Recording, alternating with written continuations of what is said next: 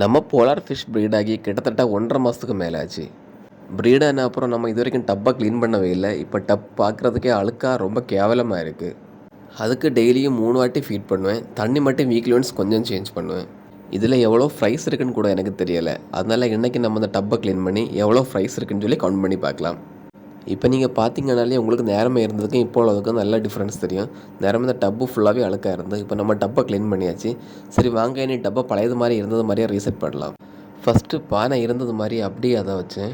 அதுக்கப்புறம் நார்மலாக நம்ம வீட்டில் யூஸ் பண்ணுற கல் உப்பை ஆட் பண்ணேன். அடுத்து பேரண்ட்ஸை ஒன்றா பிடிச்சி டப்புக்குள்ளாடி அப்படியே ரிலீஸ் பண்ணேன். பேரண்ட் ஃபிஷ் ரெண்டுமே பார்க்குறதுக்கு ரொம்ப ஆக்டிவாகவே இருந்து. லாஸ்ட்டில் எல்லா ஃப்ரைஸையுமே அந்த டப்பில் ரிலீஸ் பண்ணேன். நான் மொத்தமாக கவுண்ட் பண்ணி பார்த்ததில் கிட்டத்தட்ட 70 ஃப்ரைஸ் இருந்து. எனக்கு பார்க்குறதுக்கே ரொம்ப ஹாப்பியாக இருந்து. நான் இவ்வளோ 70 ஃப்ரைஸ் இருக்குன்னு சொல்லி எதிர்பார்க்கவே இல்லை. மேக்ஸிமம் 1 மந்த் ஆனதுமே இந்த ஃப்ரைஸையும் பேரண்ட்ஸையும் செப்பரேட் பண்ணணும். செப்பரேட் பண்ணால் தான் ஃப்ரைஸோட க்ரோத்தும் நல்லா இருக்கும். பேரண்ட் ஃபிஷ்ஷுமே அடுத்து ப்ரீட் ஆகும்.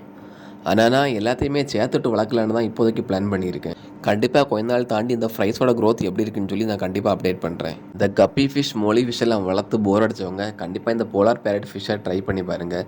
ரொம்ப இன்ட்ரெஸ்டிங்காகவே இருக்கும்.